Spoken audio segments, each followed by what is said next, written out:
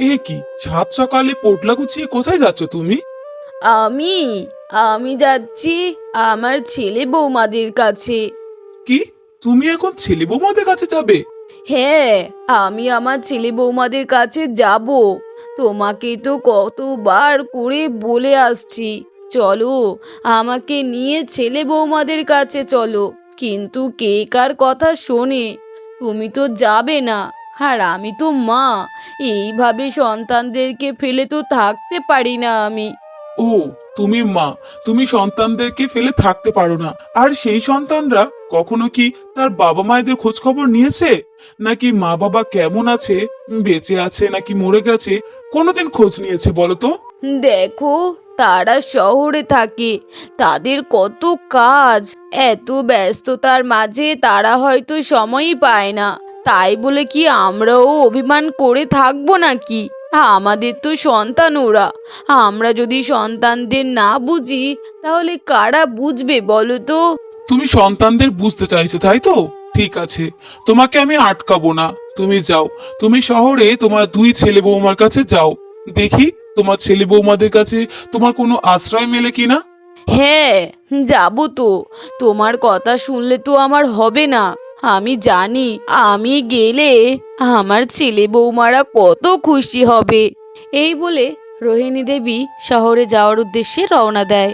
এরপর 5 ঘন্টা জার্নি করার পর রোহিণী দেবী তার বড় ছেলে বৌমার বাড়িতে এসে উপস্থিত হয়। সুমন, সুমন, রূপা, মা, কোথায় তোমরা? দেখো, আমি এসেছি। ঠিক তখনই রোহিণী দেবীর বড় ছেলে সুমন এবং তার স্ত্রী ঘর থেকে বেরিয়ে আসে। এ কি মা, তুমি তুমি এখানে এসেছো? হে বাবা, তোদের কাছে আমি এসেছি। তোদের জন্য বড় কষ্ট হচ্ছিল, আর মনটা সায় দিচ্ছিল না, তাই তোদের কাছে চলে এসেছি বাবা। বলা নেই কওয়া নেই তুমি চলে আসলে মা। তুমি জানো না আমরা শহরে থাকি, আমাদের কাজ কামের ব্যাপার থাকে। এরকম বলা নেই কওয়া নেই তুমি কেমন করে চলে আসতে পারলে বলো তো? কেন বাবা, আমি এসেছি বলে কি তোর কোনো অসুবিধা হচ্ছে? হ্যাঁ মা, অসুবিধা হবে না আবার? আপনি এইভাবে বলা নেই কওয়া নেই আমাদের বাড়িতে কেন আসলেন বলুন তো? আর তাছাড়া শোনো, আমিও তোমাকে বলে রাখছি, আজকে আমার মা আসবে। আমার মা আসার সময় তোমার মাকে যেন এই বাড়িতে আমি না দেখি। তুমি কি করবে তোমার মাকে তুমি বুঝে নাও। সত্যিই তো মা, তুমি আসবে আমাকে একটাবার বলবে না? আসলে বাবা, আমি আমি ভেবেছিলাম আমি না জানিয়ে আসলে বোধহয় তোরা আমাকে দেখে অনেক খুশি হবি, কিন্তু কিন্তু তোরা আমাকে দেখে যে এত বিরক্ত বোধ করবি, তা তো আমি জানতাম না রে বাবা। ঢং যত সব, এত ঢং আর ভালো লাগে না।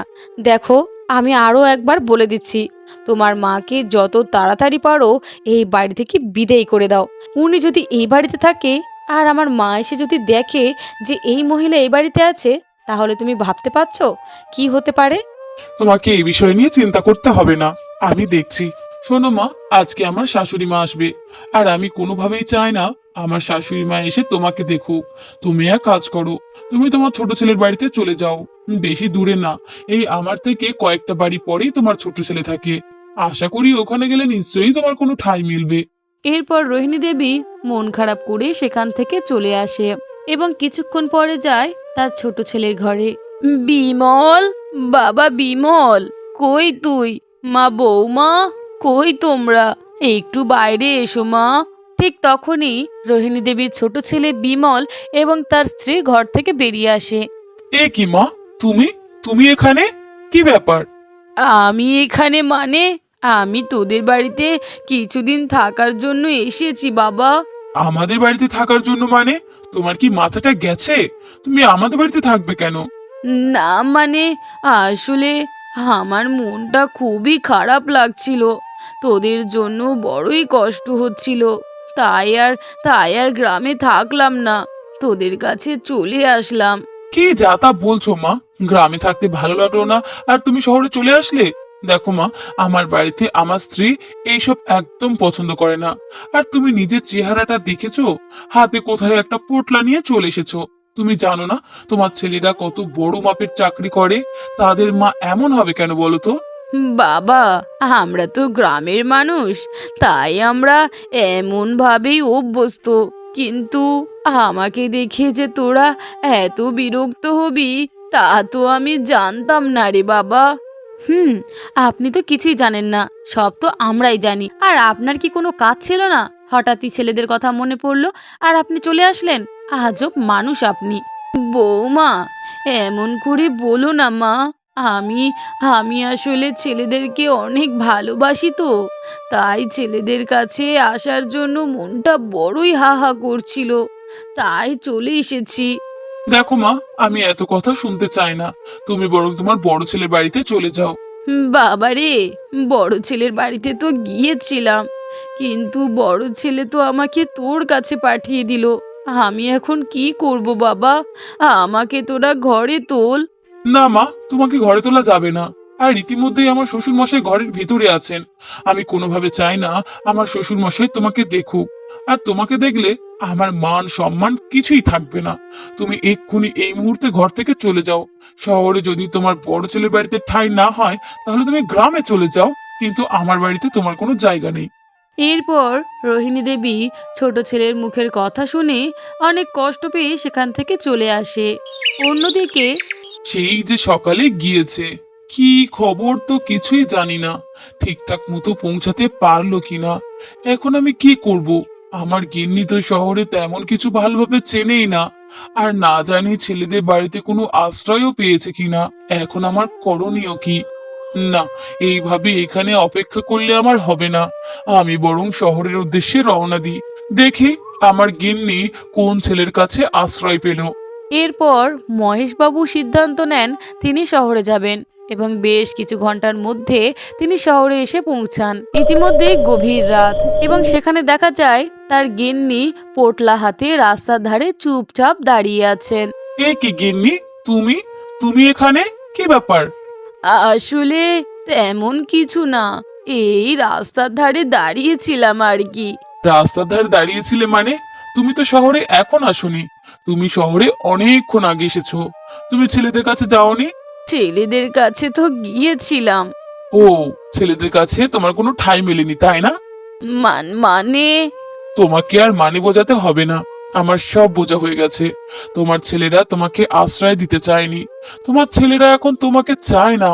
তুমি এটা কেন বোঝো না? যে এই ছেলেদেরকে ছোট থেকে আমরা এত কষ্ট করে লালন পালন করে বড় করেছি, তাদেরকে শিক্ষিত করেছি। আর আজ তারা যখন নিজেদের পায়ে দাঁড়িয়ে গেল, তখনই তারা বাবা মাদেরকে আর চিনতে পারে না। সত্যি তাই, আমি তোমার কথা তখন বিশ্বাস করিনি, কিন্তু এখন বুঝতে পারছি আমার ভুল ছিল। আমার ছেলেরা আর যে আমার নেই। হ্যাঁ গিন্নি, এটাই আমি তোমাকে বোঝাতে চেয়েছিলাম। কিন্তু ছেলেদেরকে এইভাবে দেখলে চলবে না। ছেলেদেরকে চরম শিক্ষা দিতে হবে। কি বলছো তুমি? চরম শিক্ষা? সেটা আবার কিভাবে? তুমি এখানে থাকো, আমি যাই। কোথায় যাচ্ছ তুমি? কোথায় যাচ্ছি সেটা পরের কথা। তুমি এখানে অপেক্ষা করো, আমি কিছুক্ষণের মধ্যে চলে আসব। তুমি কিন্তু এখান থেকে কোথাও যাবে না। তাদের কথোপকথনে রাত পেরিয়ে সকাল হয়ে যায়। তোমার মায়ের কত বড় সাহস! তোমার মা কিনা একটা পোটলা গুছিয়ে আমাদের বাড়িতে চলে এসেছে। আচ্ছা তুমি বলো, কিছুক্ষণ পরে তো আমার মা এসেছে। আমার মা এসে যদি তোমার মাকে দেখতো, তাহলে কি অবস্থাটা হতো? সত্যিই তাই। ভাগ্যিস কিছুক্ষণ আগেই চলে গিয়েছে। না হলে আমার শাশুড়ি মায়ের সামনে পড়লে মান সম্মান ইজ্জত কিছুই থাকতো না। সত্যিই তাই, তোমার মাকে দু চোখেও আমি সহ্য করতে পারি না। মানুষটা কেন বোঝে না, তাও যে কেন তোমাদের পিছনে আঠার মতো লেগে থাকে বুঝি না। ওসব বাদ দাও তো। গ্রামের মানুষরা একটু ওরকম হয়। ওসব নিয়ে ভাবলে চলে না। ঠিক তখনই মহেশবাবু এসে তার বড় ছেলে এবং বৌমাকে ডাকতে থাকেন। সুমন, সুমন, কই বাবা? কোথায়? একটু বাইরে আয় বাবা। এটা কে বলো তো? মনে হচ্ছে তোমার বাবার গলা। হ্যাঁ, আমারও তো তাই মনে হচ্ছে। বাবার গলা। কিন্তু বাবা, বাবা এখানে কেন? হুম, তার মানে তোমার বাবাও এসে হাজির হয়েছে। শোনো, তোমাকে বলে রাখছি, তোমার বাবা মা কেউ যেন এই বাড়িতে থাকতে না পারে। আর আমি ওদের কোনো দায়িত্বভার নিতে পারবো না। ঠিক আছে, ঠিক আছে, চলো আগে দেখি বাবা কি বলতে চায়। এরপর ঘর থেকে সুমন এবং তার স্ত্রী বেরিয়ে আসে। বাবা, তোর মা কি এখানে এসেছিল? কেন বাবা, কি হয়েছে? না মানে, বাড়ি থেকে তো বলে বের হলো ছেলেদের কাছে যাচ্ছি, কিন্তু তোর মা তো এখনো বাড়িতে ফেরেনি, তাই আমি আর অপেক্ষা করিনি, আমিও চলে এসেছি শহরে। বাবা, এসেছিল, কিন্তু তোর মাকে তো দেখছি না। মাকে ঘর থেকে বের করে দিয়েছি বাবা। ও, তোর মাকে ঘর থেকে বের করে দিয়েছিস? তাহলে আর কি বলবো, এতগুলো টাকা নিয়ে না জানি মানুষটা কোথায় কোথায় ঘুরছে। কি, টাকা নিয়ে মানে? হ্যাঁ বাবা, টাকা নিয়ে। আমাদের গ্রামে যত জায়গা জমি ছিল সব কিছু বিক্রি করে দিয়ে তোর মায়ের কাছে অনেক টাকা আছে, সেই টাকা তোদের দুই ভাইকে দেওয়ার জন্যই শহরে এসেছে। কি, কি বলছো বাবা? মার কাছে অনেক টাকা? মা সেই টাকা নিয়ে শহরে এসেছে? কত টাকা বাবা? কিছু না হোক 40 লক্ষ টাকা তো হবে। কি বলছো বাবা, 40 লক্ষ টাকা? মায়ের কাছে এত টাকা? হে কি, তার মানে তোমার মায়ের ওই পোটলাতে 40 লক্ষ টাকা ছিল? হাই হাই হাই, কি ভুলটাই না করলাম আমরা। বাবা, মায়ের কাছে তাহলে এত টাকা ছিল? ওই, মা তো আমাদেরকে কিচ্ছু বলেনি। আসলে তোর মাকে হয়তো বলার সুযোগই দিসনি তোরা। মনে হচ্ছে তোর মাকে বসতেও বলিসনি। তোর মাকে হয়তো ঘর থেকে বের করে দিয়েছিস, তাই হয়তো টাকাগুলো নিয়ে চলে গিয়েছে। না জানি টাকাগুলো এখন কেমন আছে, বা তোর মার সাথে ঠিকঠাক আছে কিনা। বাবা, তুমি এখানে দাঁড়াও, আমরা আসছি। এরপর সুমন এবং তার স্ত্রী রুমে চলে আসে। কি বলছিটা কি তোমার বাবা? তোমার মায়ের কাছে ওই পোটলাতে 40 লক্ষ টাকা? সত্যিই তো, আমিও তো অবাক হয়ে যাচ্ছি। মা যে আমাদের জন্য এত টাকা নিয়ে এসেছে তা তো আমি জানতামই না। শুধু কি তুমি, আমিও তো জানতাম না। যদি জানতাম তাহলে তোমার মায়ের সাথে খারাপ আচরণ করতাম নাকি? সব হয়েছে তোমার জন্য। তুমি তো আসার পর থেকে ওই যে খারাপ আচরণ শুরু করলে, সেই থেকে আর মায়ের সাথে ভালো করে কথাই বলা হলো না। মা তো চলেই গেল। শুধু কি আমি? তুমি তো শুরু করেছো। তুমি শুরু করেছো বলে তো আমি সাহসটা পেয়েছি। এইসব ভাবলে এখন চলবে না। এখন কি করা যায় বলো তো? কি আর করা যায়, তুমি যাও, গিয়ে তোমার মাকে যেখান থেকেও খুঁজে নিয়ে এসো। তোমার মা তোমার ছোট ভাইয়ের বাড়িতে যাওয়ার আগেই আমাদের বাড়িতে নিয়ে এসো। তোমার মাকে আমি দেখে শুনে রাখবো। আর তোমার ছোট ভাইয়ের কাছে গেলে সমস্ত টাকা পয়সা তোমার ছোট ভাই পেয়ে যাবে। ঠিক আছে, তুমি এখানে থাকো, আমি যাচ্ছি। এরপর সুমন তার মাকে খোঁজার জন্য যখনই বাইরে আসে, দেখে তার বাবা আর সেখানে নেই। এ কি, বাবা কোথায় গেল? যাকগে, যেখানে যাই যাক, আমার এখন মাকে দরকার। মা কোথায় গেল, মাকে খুঁজে আনতেই হবে। এরপরে মহেশবাবু চলে যায় তার ছোট ছেলের বাড়িতে। বাবা বিমল, বিমল, কই তুই? এ কি বাবা, তুমি তুমি এখানে? বাবা, আসলে তোর মা কি এখানে এসেছিল? হ্যাঁ বাবা, মা এখানে এসেছিল। মাকে আমি থাকতে দেইনি, মাকে চলে যেতে বলেছি, কারণ আমার ঘরে আমার শ্বশুর বসে আছে। ও, তোর মাকে তাহলে এখানে থাকতে দিসনি? না জানি তোর মা টাকাগুলো নিয়ে কোথায় গেল। টাকা, টাকা নিয়ে মানে? কি হয়েছে বাবা? আসলে তোর মা আমাদের গ্রামের সমস্ত জমি জায়গা বিক্রি করে 40 লক্ষ টাকা তোদের দুই ভাইকে দেওয়ার জন্য নিয়ে এসেছিল। আর তোরা তোর মাকে বাড়িতে থাকতেই দিসনি। তাহলে তোর মা কোথায় যে গেল টাকাগুলো নিয়ে? কি বলছো বাবা, মায়ের ওই পোটলাতে 40 লক্ষ টাকা ছিল? হ্যাঁ রে বাবা, তোদেরকে দেওয়ার জন্যই তো এনেছিল, কিন্তু মা তো আমাদেরকে কিছুই বলেনি। তোরা হয়তো বলার সুযোগই দিসনি। সব হয়েছে তোমার জন্য। আমার মা আসার পরে তুমি যদি মায়ের সাথে একটু ভালো ব্যবহার করতে, তাহলে হয়তো মাকে আমরা এই বাড়িতে রাখতে পারতাম, আর 40 লক্ষ টাকা আমাদের হতো। শুধু কি আমার একার দোষ নাকি? তুমিও তো তোমার মায়ের সাথে খারাপ আচরণ করেছো, তাই তো তোমার মা বাড়ি থেকে চলে গিয়েছে। এখন কি করা যায় বলো তো? শোনো, কি করা যায় তা জানি না, কিন্তু তুমি এক্ষুনি এই মুহূর্তে তোমার মাকে খুঁজে নিয়ে এসো। তোমার মা যদি তোমার বড় ভাইয়ের বাড়িতে থাকে, তাহলে তোমার বড় ভাই সমস্ত টাকা পয়সা নিজের নামে করে নেবে। তুমি তাড়াতাড়ি যাও। এরপরে বিমল বেরিয়ে যায় তার মাকে খোঁজার উদ্দেশ্যে। দুই ভাই অনেক খোঁজাখুঁজি করেও কেউ তাদের মাকে খুঁজে পায় না। এরপর সুমন যখন তার বাড়িতে ফিরে আসে, তখন দেখে তার মা এবং বাবা তাদের বাড়িতে দাঁড়িয়ে আছেন। এ কি মা, তুমি এখানে? আর তোমাকে আমি সারা শহর খুঁজে বেড়ালাম, কোথাও যে তোমাকে খুঁজে পেলাম না মা। আসলে বাবা, তুই বেরিয়ে যাওয়ার আগে আমি তোর মাকে দেখলাম। তোর মা রাস্তার ধারে মন খারাপ করে দাঁড়িয়েছিল, তাই আর ওকে বাইরে রাখিনি। এতগুলো টাকা নিয়ে যদি মাঝরাতে রাস্তায় থাকে, তাহলে কি হতে পারে বলতো? সত্যি বাবা, তুমি একদম ঠিক কাজ করেছো। মায়ের কাছে অনেক টাকা, এই টাকাগুলো যদি রাস্তা থেকে ছিনতাই হয়ে যেত, তাহলে কি হতো বলো তো? তুমি একদম ঠিক করেছো, মাকে সময় মতো আমাদের বাড়িতে নিয়ে এসেছো। মা, আপনি ঠিক আছেন তো মা? আপনি বসুন না মা। আর কতক্ষণ এভাবে দাঁড়িয়ে থাকবেন আপনি? আপনার জন্য বরং আমি চা করে নিয়ে আসি।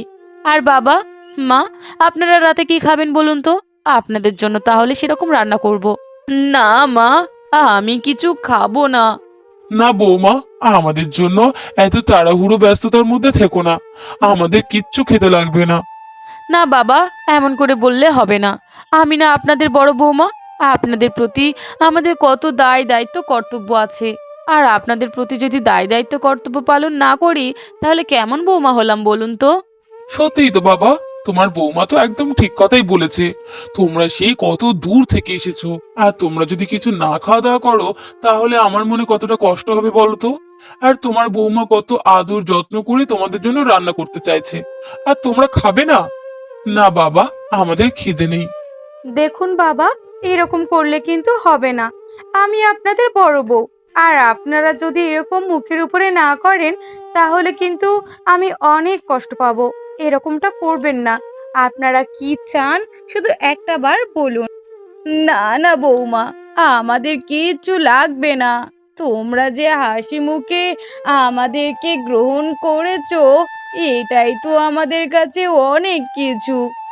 না না, এনারা তো দেখছি আমার কোনো সেবা যত্নই নিতে চাচ্ছেন না। কিন্তু সেবা যত্ন যদি না করি, তাহলে তাহলে ছোট বউ যদি শ্বশুর শাশুড়ির মন পেয়ে যায়, সব টাকা তো তাদের হয়ে যাবে।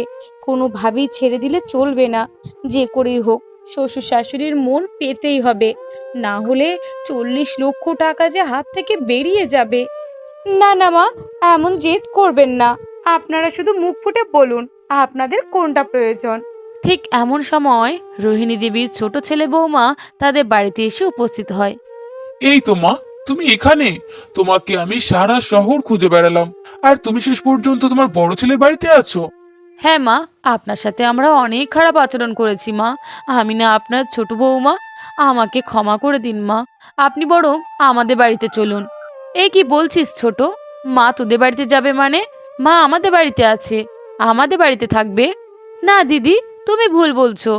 মা আমাদের বাড়িতে যাবে। আসলে মা আমাদের বাড়িতে থাকার জন্যই তো এসেছিলেন।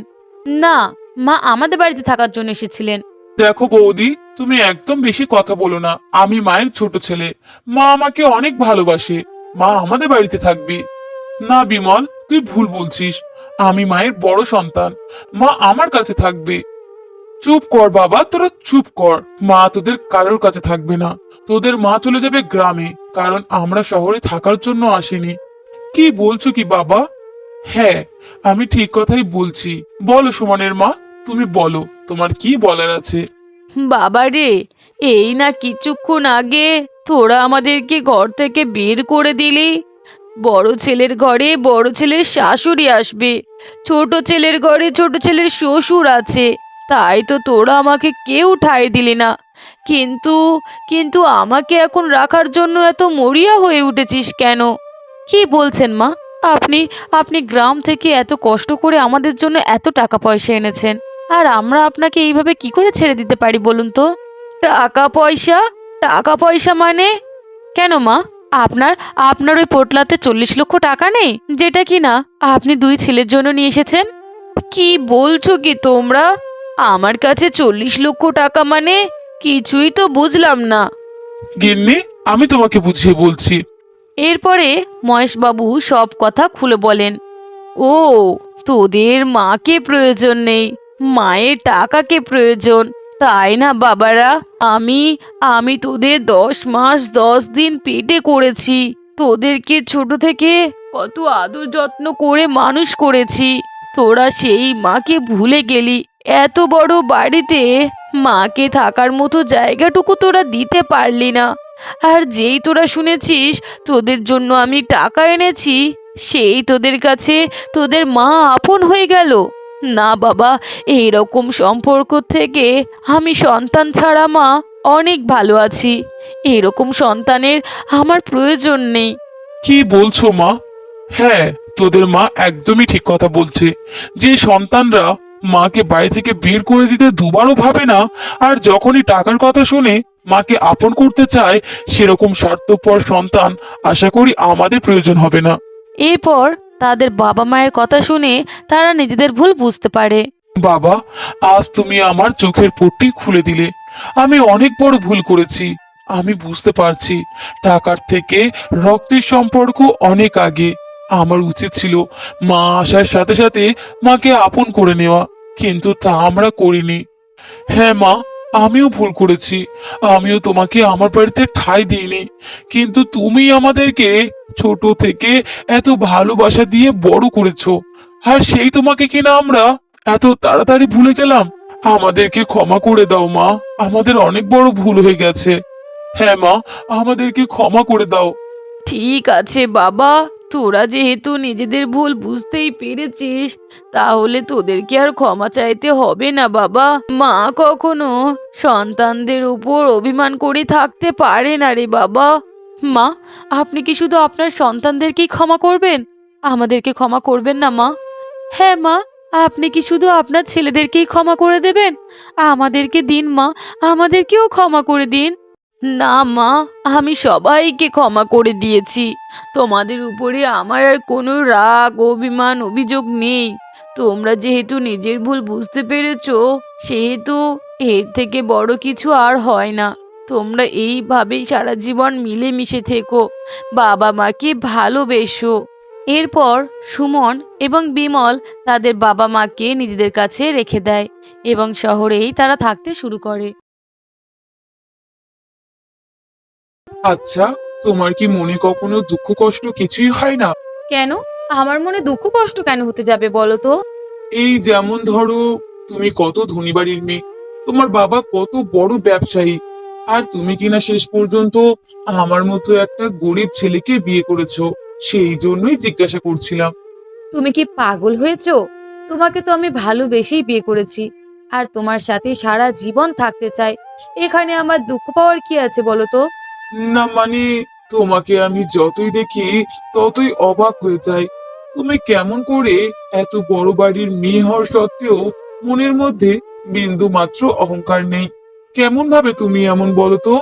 দেখো, আমি কেমন তা আমি জানি না, তবে ভগবান নিজের হাতে আমাকে গড়েছেন, তাই হয়তো আমি এমন। আচ্ছা ঠিক আছে, ওসব বাদ দাও। তবে এই বাড়িতে মানাতে তোমার যদি কোনো অসুবিধা হয় বা কোনো কিছু সমস্যা হয়, তুমি কিন্তু আমাকে বলবে, ঠিক আছে? হ্যাঁ গো হ্যাঁ, তোমাকেই বলবো। তোমাকে বলবো না তো আর কাকে বলবো? এমন ভাবেই রিনি অনেক ধনী বাড়ির মেয়ে হওয়া সত্ত্বেও রাজীবের মতো গরিব একটা ছেলেকে ভালোবেসে বিয়ে করেছিল। অথচ রিনির বাবা মা তাদের সম্পর্ক কোনোভাবেই মেনে নিতে চায়নি।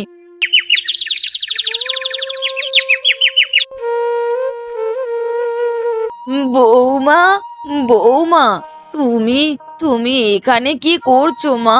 তোমার এখানে কোনো কাজ নেই, তুমি এখন আসো। কেন মা, আমার কাজ নেই মানে? আমি তো এই বাড়ির বউ, তাহলে আমার কাজ থাকবে না কেন বলো তো? না মানে, তোমার এখানে কি কাজ? তুমি তো তেমন কিছুই পারো না, আর তাছাড়া তোমার তো সবেমাত্র বিয়ে হয়েছে। এক্ষুনি এক্ষুনি তোমার এখানে কোনো কাজ নেই মা। কিছুদিন যাক, তারপরে না হয় তুমি কাজ করবে। না মা, আমি এই বাড়ির বউ, আমার এখন অনেক কাজ, অনেক দায়িত্ব। আমি তো আপনার কাছে এসেছি সবটা শেখার জন্য। আপনি আমাকে সবটা শিখিয়ে বুঝিয়ে পড়িয়ে নেবেন মা, তাহলে দেখবেন আমি এই বাড়ির সব কিছু করতে পারদর্শী হয়ে যাব। না মা, তুমি এসব এক্ষুনি পারবে না। তুমি কত ধনী বাড়ির মেয়ে, তুমি তো কিছুই জানো না, শেখোনি। তাহলে তাহলে তোমার এমন কাজ করার আগ্রহ কেমন করে জাগছে মা? না মা, আমি অনেক ধনী বাড়ির মেয়ে হলেও কি হবে, আমার ছোট থেকে অনেক স্বপ্ন। আমি বিয়ে করে শ্বশুর বাড়িতে যাব, সেখানে সবার মনের মতো বউ হয়ে দেখাবো। বাড়ির সব কিছু আমার দায়িত্বে নিয়ে নেব। এটাই তো আমার চাওয়া মা। আর এই চাওয়াটুকু আপনি হতে দেবেন না? না না মা, সেটা কথা নয়। ঠিক আছে মা, তুমি আসো আমার পাশে। আমি না হয় তোমাকে এক এক করে সব কিছু শিখিয়ে দেব মা। এমন ভাবেই রিনি সবার মন জুগিয়ে চলতে থাকে। অন্যদিকে শোনো, আমার কিন্তু এসব একদমই পছন্দ হলো না। আমাদের মেয়ে রিনি, একমাত্র মেয়ে, সেই মেয়ে কিনা ওই রকম একটা গরিব ভিখারির বাড়িতে কি করে যেতে পারলো? তাই তো আমিও ভাবছি, আমাদের মেয়েকে নিশ্চয়ই ওরা ওষুধ করেছে। না হলে আমাদের এত ধনী বাড়ির মেয়ে এমন ভিখারি বাড়িতে কেমন করে যেতে পারে? আমার তো এটাই মনে হয় গো। কিন্তু এখন কি করার বলো তো? ওরা তো বিয়ে করেই ফেলেছে, কিন্তু আমি তো কোনোভাবেই ওদের সম্পর্কটাকে মেনে নিতে পারছি না, আর না পারছি মেয়েটাকে ভুলে থাকতে। এখন করণীয় কি বলো তো? আমিও তো সেটাই ভাবছি। আমাদের যদি রিনি ছাড়াও কেউ থাকতো, তা না হলে তাকে নিয়ে ভুলে থাকতাম। কিন্তু কিন্তু রিনি তো আমাদের একটাই মাত্র মেয়ে। ওকে আমরা কেমন করে ভুলে থাকি? আমাদের কি উচিত হবে ওই ছেলেকে মেনে নেওয়া? না না না, কোনোভাবেই ওই ভিখারি ছেলেটাকে আমি আমার জামাই হিসাবে মেনে নিতে পারবো না। ও, তাহলে তুমি এখন কি করবে ভেবেছো? আমি আমি ভাবছি আমি আমার মেয়ে রিনির শ্বশুর বাড়িতে যাব, এবং যেটা আমার করণীয় সেটা এখানে নয়, আমি আমার মেয়ের শ্বশুর বাড়িতে গিয়ে করব। কি করবে তুমি? আমাকে যদি বলতে। সেটা ওখানে গেলেই তুমি দেখতে পারবে। এরপর হঠাৎই একদিন রিনির বাবা মা রিনির শ্বশুরবাড়িতে আসে। এ কি বাবা মা, তোমরা তোমরা আমাদের বাড়িতে? বিশ্বাস করো, আমি ভাবতেই পারছি না তোমরা আমাদের বাড়িতে। চলো মা, বাবা, ভিতরে চলো। তোমরা আমার ঘরে চলো মা। থাক থাক, এত আদিক্ষেতা দেখাতে হবে না। এসেছি মানে এই নয় যে তোদেরকে আমি সাদরে গ্রহণ করে নিলাম। আসলে তোর জন্য একটু কষ্ট হচ্ছিল, তাই এলাম আর কি। ঠিক আছে বাবা, আমাকে না হয় তুমি গ্রহণ করতেই পারবে না, কিন্তু এই গরিব মেয়ের বাড়িতে এসেছো তুমি, বাইরে দাঁড়িয়ে থাকবে? ঘরে চলো। হ্যাঁ মা, ঘরে যাব। চল, তোদের ঘরের মধ্যে গিয়ে দেখি কেমন পছন্দ তোর, কেমন ছেলের হাত ধরে কোন বাড়িতে তুই এসেছিস। এরপর রিনি এবং তার বাবা মা ঘরে প্রবেশ করে। ছি রিনি, ছি, আমার ভাবতেও অবাক লাগছে তুই আমাদের মেয়ে হয়ে এমন বাড়িতে কি করে নিজেকে মানিয়ে নিয়েছিস। সত্যি রিনি, এমন শিক্ষা কি আমি তোমাকে দিয়েছিলাম? আমি কি তোমাকে এমন ভাবে মানুষ করেছি? আমি তোমাকে কত বিলাসবহুল ভাবে মানুষ করেছি, আর তুমি কিনা শেষ পর্যন্ত এমন একটা ভিখারি ছেলের হাত ধরবে? না না না না, আমি কখনো ভাবতে পারিনি যে আমাদের মেয়ে শেষ পর্যন্ত এমন একটা কাজ করতে পারে। দেখো বাবা মা, আমাকে তোমরা ভুল বুঝো না। আসলে আমি তোমাদের মতো ধনী মা বাবার মেয়ে হলেও আমার মধ্যে কিন্তু একটু অহংকার নেই। আমি এমনটাই পছন্দ করি, তাই তো আমি রাজীবকে ভালোবেসে বিয়ে করেছি। কিন্তু এই ছেলেকে ভালোবেসেছিস ঠিক কথা, কিন্তু এই ছেলে করে কি? এই ছেলের কত টাকাই বা ইনকাম? আর এই এই পরিবেশে কেমন করে আছিস মা? আমার স্বামী রাজীব একটি বেসরকারি কোম্পানিতে চাকরি করে, আর মাস মাইনে কিচ্ছু না হোক 20,000 টাকা তো পায়। কি? তোর বরের ইনকাম 20,000 টাকা? তুই কি ভুলে যাচ্ছিস? তোর শুধুমাত্র মেকআপ খরচ যেত মাসে 50,000 টাকা, আর তাছাড়া খাওয়া, পোশাক, আশাক সবকিছু তো বাদই দিলাম। শেষ পর্যন্ত 20,000 টাকা ইনকামের একটা ছেলেকে তুই বিয়ে করেছিস? তোর একটু লজ্জা করছে না? আমাদের মতো আমাদের মতো বাড়িতে মানুষ হয়ে তুই কিনা এমন সামান্য একটা বেকার ছেলের হাত ধরেছিস? দেখো বাবা, তুমি ভুল বলছো। আমার স্বামী বেকার নয়, আমার স্বামী ইনকাম করে। আমার স্বামী যেটুকু ইনকাম করে সেটুকু দিয়ে আমাদের তিনজনের সংসার খুব ভালো মতো চলে যায়।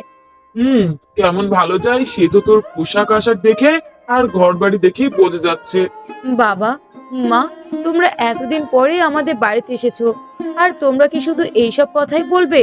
তোমরা বসো, আমি তোমাদের জন্য জলখাবার নিয়ে আসছি। থাক মা, তোর জলখাবার আমাদের প্রয়োজন নেই।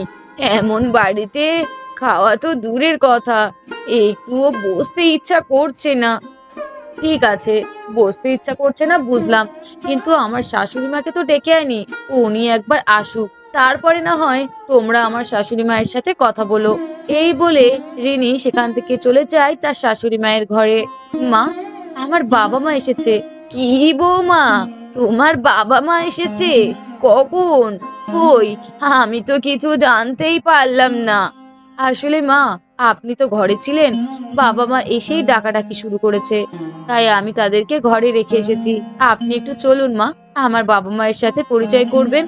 কিন্তু কিন্তু শুধু পরিচয় করলে তো হবে না, তাদেরকে তো খাওয়া দাওয়ার ব্যবস্থা করতে হবে। কি করে বলি আমার শাশুড়ি মাকে? আমার বাবা মা এসে যে পরিমাণে আমার শ্বশুরবাড়িকে নিয়ে তুচ্ছ-তাচ্ছিল্য করে যাচ্ছে, সেই বাড়িতে তো বসা দূরের কথা, তারা যে জলও স্পর্শ করবে না। না মা, আপনাকে খাওয়া নিয়ে ভাবতে হবে না। আপনি চলুন আমার বাবা মায়ের কাছে, আমার বাবা মায়ের সাথে আলাপ করবেন। এরপরে রিনি এবং তার শাশুড়ি চলে যায় তার বাবা মায়ের ঘরে। এই যে, আপনি তাহলে এসেছেন। তা কেমন ওষুধ করেছেন আমার মেয়েকে শুনি? এটা আপনি কি বলছেন দাদা? আপনার মেয়েকে ওষুধ করব মানে? আপনার মেয়েকে আমরা কোনো ওষুধ করিনি। আপনারা যদি ওষুধ নাই করে থাকেন, তাহলে আমার এত ধনী বাড়ির মেয়ে আপনাদের মতো ভিখারি বাড়িতে কেমন করে রয়েছে? এটাই যে আমার মাথায় ঢুকছে না। নিশ্চয়ই আপনার আর আপনার ছেলের কাজ। আসলে আপনারা তো ছোট লোক, আপনারা এইটুকু ভেবেছেন যে করে হোক ফসলাইয়া ফসলাইয়া আমার মেয়েকে যদি আপনাদের বাড়ির বউ করতে পারেন, তাহলে আমাদের সমস্ত সম্পত্তি প্রপার্টি আপনারাই পাবেন। কিন্তু না, আমার সমস্ত সম্পত্তি আপনাদের কখনো হতে দেব না। কি বলছেন দাদা? আপনাদের কোনো সম্পত্তি আমাদের প্রয়োজন নেই। আমরা সেরকম ভেবে আপনার মেয়েকে বউ করে আনিনি দাদা। আপনার মেয়ে নিজের ইচ্ছায় আমাদের বাড়িতে বউ হয়ে এসেছে। শুধু কি আর নিজের ইচ্ছায়? আপনারা যদি ওষুধই না করবেন, তা না হলে আমার মেয়ে কখনো এমন বাড়িতে আসতো না। আপনার ছেলের ইনকাম 20,000 টাকা, আর আমার মেয়ের সামান্য মাসের মেকআপ খরচ 50,000 টাকা। তাহলে এমন বাড়িতে আমার মেয়ে কেমন করে আছে? দেখুন দাদা, সব কিছুই ভালোবাসার টানে। আপনারা এখানে থাকুন, আমি আসছি। যাই, আপনাদের খাওয়া দাওয়ার ব্যবস্থা করতে হবে। এই বলে রিনির শাশুড়ি মা সেখান থেকে চলে যায়। শোন মা, তোকে একটা কথা বলি। ঠিক আছে, আমি মানলাম তুই ভালোবেসে এই ছেলেকে বিয়ে করেছিস, কিন্তু এই ছেলের সাথে তুই সংসার করবি সেটাও আমি মেনে নেব, কিন্তু এই বাড়িতে তুই থাকতে পারবি না। কি বলছো বাবা? এই বাড়িতে থাকতে পারবো না মানে? কিছুই তো বুঝলাম না। আসলে মা, তোর বাবা সিদ্ধান্ত নিয়েছে তোদেরকে একটা ফ্ল্যাট কিনে দেবে, আর সেই ফ্ল্যাটে তুই আর তোর স্বামী থাকবি। কি বলছো কি মা? আমি আমি আমার স্বামীকে নিয়ে ফ্ল্যাটে থাকবো? কখনো না। আর আমার স্বামী তো কখনো রাজি হবে না। আর যদিও বা আমি আর আমার স্বামী চাই, তাহলে আমার শাশুড়ি মার কি হবে?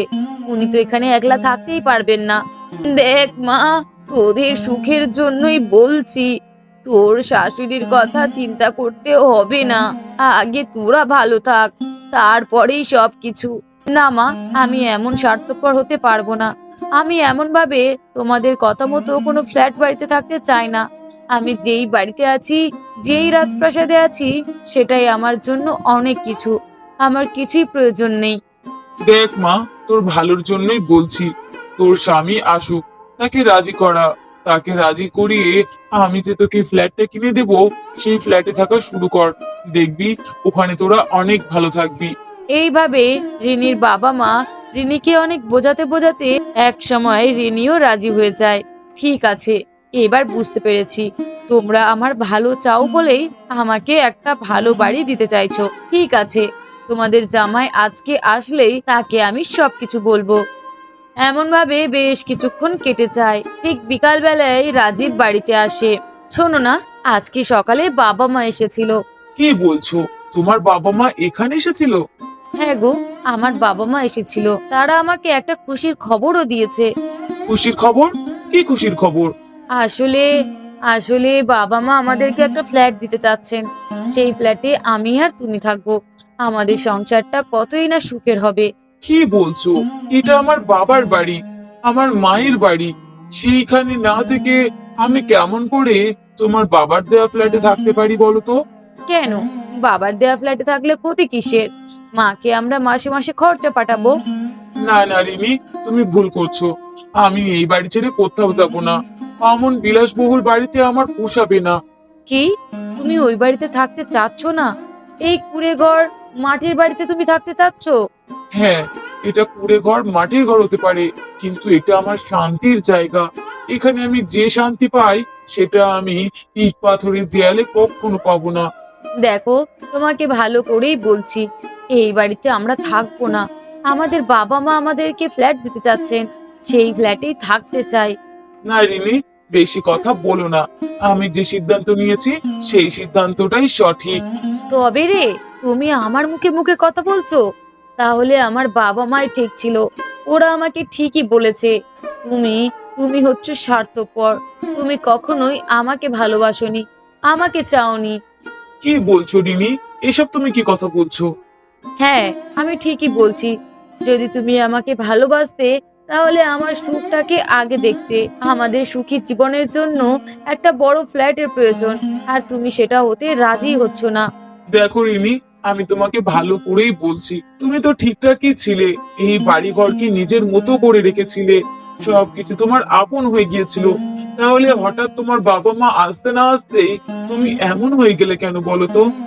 আসলে এতদিন তোমরা আমার চোখে পট্টি পরিয়ে রেখেছিলে, তাই আমি কিছুই বুঝতাম না। আজ আমি বুঝতে পারছি, আমার বাবা মাই ঠিক। তোমার মতো ভিখারি ছেলের হাত ধরাটাই আমার জীবনের সব থেকে বড় ভুল ছিল। তুমি তুমি এমন কথা বলতে পারছো? হ্যাঁ, আমি এমন কথাই বলতে পারছি। ঠিক আছে, তুমি যেহেতু ফ্ল্যাটে যেতেই চাচ্ছ না, তাহলে আমিও তোমার সাথে সংসার করব না। আমি আমার বাবা মায়ের কাছে চলে যাব।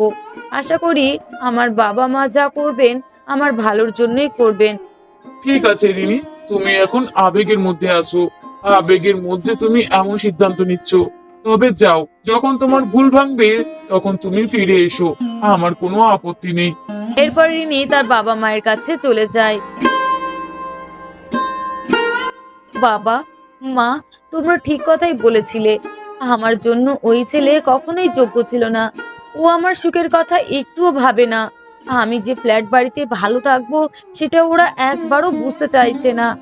হ্যাঁ রে মা, আমিও তো তাই তোকে অনেক আগেই বলেছি। ও হচ্ছে স্বার্থপর ছেলে, স্বার্থবাজ। ওর স্বার্থ আমাদের ঘর বাড়ি টাকা পয়সা। তুই ওই ছেলের সাথে সংসার করিস না মা, তোর জন্যই ভালো। হ্যাঁ মা, আমি সেই সিদ্ধান্তই নিয়েছি। আমি ওর সাথে সংসার করব না। তোমরা আমার জন্য যেটা ঠিক মনে করবে আমি সেটাই করব। আজ বুঝতে পারছি আমিই ভুল ছিলাম। যাক, এতদিন পরে তাহলে তোর ভুল ভাঙলো। এইটার জন্যই তো আমরা এতদিন অপেক্ষা করছিলাম। অবশেষে যখন ভুল ভেঙেছে, তখন তোর জীবনটাকে আরো সুন্দর করার জন্য আমি একটা পদক্ষেপ নিতে চাই। এমন ভাবে বেশ কিছুদিন কেটে যায়। 1 মাসের মধ্যেই রিনির বাবা মা রিনির সাথে সুজয় নামের এক কোটিপতি ব্যবসায়ীর বিয়ে দেয়, আর রিনিও বিয়ে করে নেয়। এ কথা জানতে পেরে রাজীব আসে রিনির সংসারে। রিনি, এটা তুমি কেমন করে করতে পারলে রিনি?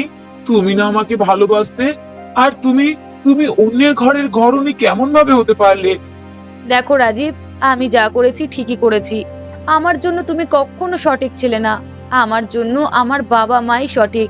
আমার বাবা মা আমার ভালোর জন্য যেটাই করেছেন আমি সেই সিদ্ধান্ততেই রাজি ছিলাম। তাই তো সুজয়কে বিয়ে করেছি। তুমি দেখেছো রাজীব, ঘর বাড়ি টাকা পয়সা কোনো কিছুর কমতি নেই। আর তোমার কাছে একটা ইটের পাকা বাড়িও নেই, তোমার ভালো উপার্জনও নেই। তাহলে তোমার কাছে আমি তো কোনো সুখই পাই না। ওখানে থেকে আমার কোনো লাভই ছিল না। তাই আমার বাবা মায়ের কাছে চলে এসেছি। আর তারা আমার জন্য যে সিদ্ধান্ত নিয়েছে এটাই হয়তো অনেক ভালো সিদ্ধান্ত, এটাই ঠিক। ঠিক আছে রিনি, তুমি আজকে যে কাজটা করলে সেটা হয়তো সারা জীবন আমার মনে দাগ করে দিল। তুমি তোমার জীবন নিয়ে ভালো থেকো রিনি। আমি আর কখনো তোমার নতুন জীবনে কাটা হয়ে দাঁড়াবো না। আর খুব শীঘ্রই ডিভোর্স লেটারটা পাঠিয়ে দেব। আমাকে ডিভোর্সটা দিয়ে দিও। এরপরে রাজীব সেখান থেকে চলে যায়। এমন ভাবে 2 বছর কেটে যায়। এমনই একদিন, এমন কেন করছো সুজয়? আমি আমি কোথায় যাব? কোথায় যাবি তা তো আমি জানি না, তবে এই বাড়ি থেকে তোকে এই মুহূর্তে বেরিয়ে যেতে হবে। শুধু তুই নয়, তোর বাবা মাকেও ঘাড় ধাক্কা দিয়ে আমি বের করে দেবো এখান থেকে। কি বলছো সুজয়? আমরা কি অপরাধ করেছিলাম যে অপরাধের শাস্তি আমাদেরকে এমন ভাবে দিচ্ছ? অপরাধ? কোনো অপরাধ নয়। আমি তোকে কি এমনি এমনি বিয়ে করেছিলাম? তোর এই ঘর বাড়ি সম্পত্তি সবকিছু পাওয়ার জন্য। সব যখন পেয়ে গিয়েছি, সেহেতু তোদের তিনজনের আমার আর কোনো দরকার নেই। এটা তুমি কি বলছো? তুমি তুমি আমাকে বিয়ে করেছিলে আমার বাবার সম্পত্তির জন্য? হ্যাঁ, তোকে তো আমি সম্পত্তির জন্যই বিয়ে করেছি। না হলে তোর মতো সংসার করা একটা মেয়েকে কেমন করে আমার মতো সুজয় ছেলে বিয়ে করতো বল? শুধুমাত্র টাকার জন্য। টাকার জন্য আমি তোকে বিয়ে করেছিলাম। সুজয়, এমন করো না সুজয়। আমাদের আর কিচ্ছু নেই, আমরা নিঃস্ব। তুমি যদি আমাদের তিনজনকে বের করে দাও, আমরা কোথায় যাব? হ্যাঁ বাবা সুজয়, তুমি এমন বিশ্বাসঘাতকতা করো না আমাদের সাথে। আমি ভালো মনে করে আমার মেয়ের ভবিষ্যতের কথা ভেবে সবকিছু তোমাকে দিয়ে দিয়েছি। তুমি তুমি এমন প্রতারণা করতে পারো না সুজয়। হে বাবা, তুমি আমাদেরকে ঘর থেকে বের করে দিও না। তুমি ঘর থেকে বের করে দিলে আমরা কোথায় যাব? এমন করো না সুজয়। আপনাদেরকে আমি আর বেশি সময় দিতে পারছি না। আপনারা এক্ষুনি এক্ষুনি এখান থেকে বেরিয়ে যান, না হলে কিন্তু। এরপর রিনি এবং তার বাবা মা কোনো কথা না বলেই সেখান থেকে বেরিয়ে যায়। হঠাৎ এমনই একদিন এ কি, আপনারা আপনারা রাস্তায় ঘোরাঘুরি করছেন? কি ব্যাপার রিনি, তোমার তোমার চোখ মুখের এমন অবস্থা কেন? এরপরে রিনি সমস্ত কথা তার প্রথম স্বামীকে খুলে বলে। জানতাম জানতাম এটাই হচ্ছে ভাগ্যের খেলা। তুমি আমাকে কষ্ট দিয়েছো, আমার মাকে কষ্ট দিয়েছো, তার পরিণাম ঠিক এমন ভাবেই পেতে হলো তোমাদেরকে। রাজীব, আমি ভুল করেছি রাজীব, তুমি আমাকে গ্রহণ করে নাও। আসলে আমি বাবা মায়ের কথায় অন্ধ হয়ে গিয়েছিলাম, নিজেকে নিজেই ভুলে গিয়েছিলাম। তাই বাবা মায়ের কথায় এমন সিদ্ধান্ত নিয়েছি। তোমার সাথে খারাপ আচরণ করেছি, আমাকে ক্ষমা করে দাও। আমাকে ক্ষমা করে দাও রাজীব। না, তোমাকে ক্ষমা করা যায় না। যে বাবা মায়ের কথা ভেবে তুমি এমন একটা সিদ্ধান্ত নিতে পেরেছো, তখন আমার কথা ভাবোনি। এখন তাহলে আমারও তোমার কথা ভাবার কোনো দরকার নেই। আর শোনো, তুমি বিয়ে করে সুখী থাকতে পারো, আর আমি পারি না। আমি বিবাহিত, আমার স্ত্রী ঘরে আছে। সেখানে আমি তোমাকে আর আমার বাড়িতে কিভাবে তুলতে পারি বলো তো? রাজীব, তুমি ফের বিয়ে করেছো? হ্যাঁ, বিয়ে করব না? তুমি করতে পারো, আর আমি পারি না? রাজীব, আমাকে তো ক্ষমা করে দিতেই পারো। আমি সতীনের ঘর করতে রাজি আছি রাজীব, আমাকে তুমি ক্ষমা করে দাও। না, তোমার কোনো ক্ষমা হয় না। তোমার বাবা মায়ের কোনো ক্ষমা হয় না। টাকার অহংকারে তোমরা অন্ধ হয়ে গিয়েছিলে। তোমার বাবা মা তোমাকে অন্ধ করেছে টাকার অহংকারে। সেহেতু এখন তোমাদের পরিণাম ঠিক অনেক ভয়ঙ্কর। আর এমন ভয়ঙ্কর পরিণতিতেই তোমাদেরকে থাকতে হবে, না হলে তোমরা কোনদিন বাস্তবতাকে বুঝতে পারবে না। এই বলে রাজীব সেখান থেকে চলে যায়। সত্যিই রে মা, আমরা তোর মা বাবা হয়ে তোর জীবনটাকে আমরা শেষ করে দিলাম। পারলে আমাদেরকে ক্ষমা করিস মা। হ্যাঁ রে মা, তোর এত সুন্দর সুখের সংসারটা আমাদের কারণেই নষ্ট হয়েছে। আসলে টাকার অহংকারে আমরা অন্ধ ছিলাম, তাই তোকে অমন সুখের ঘর থেকে রাজপ্রাসাদে এনেছিলাম। আর তারপরে তোকে দ্বিতীয় বিয়ে দেওয়াটাই আমাদের জীবনের সব থেকে বড় ভুল ছিল। পারলে আমাদেরকে ক্ষমা করিস রে মা। আর ক্ষমা চেয়ে কিচ্ছু হবে না বাবা, যা হওয়ার তা তো হয়ে গিয়েছে।